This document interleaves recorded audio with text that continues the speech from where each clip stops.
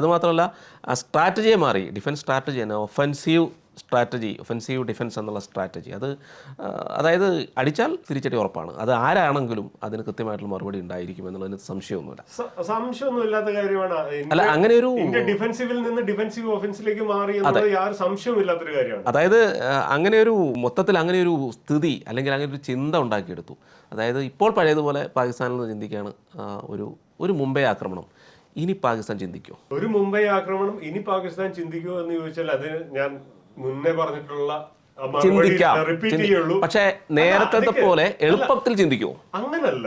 ആര് പാകിസ്ഥാന് പൈസ കൊടുക്കുന്നോ അവരുടെ പ്ലാൻ അനുസരിച്ച് ഒരു മുംബൈ ആക്രമണം കൂടി ചെയ്യാനായിട്ട് പാകിസ്ഥാന് മടിയൊന്നുമില്ല. കാരണം പാകിസ്ഥാൻ നഷ്ടപ്പെടാനൊന്നുമില്ല. ഓൾറെഡി മുടിഞ്ഞ് മുക്കാണം കുത്തി പിച്ചച്ചട്ടി എടുത്തിട്ടിരിക്കുന്ന പാകിസ്ഥാന് ഇനിയിപ്പോ എങ്ങോട്ട് എന്ത് നഷ്ടപ്പെടാനായിട്ടാണ്? ഒന്നും നഷ്ടപ്പെടാനില്ല. ആ പാടെ നഷ്ടപ്പെടാനുണ്ടായിരുന്നത് കുറച്ച് ഭൂപ്രദേശം മാത്രമാണ്. അതിൻ്റെ അകത്ത് തന്നെ അവരുടെ ബലൂചിസ്ഥാൻ ഓൾറെഡി സ്വാതന്ത്ര്യം പ്രഖ്യാപിച്ചു എന്ന് പറയുന്നു. അവിടെ അതിന് മാറ്റാനായിട്ട് അവിടെ റേഞ്ചേഴ്സിന്റെ അഴിഞ്ഞാട്ടം അവിടെ നടക്കുന്നു.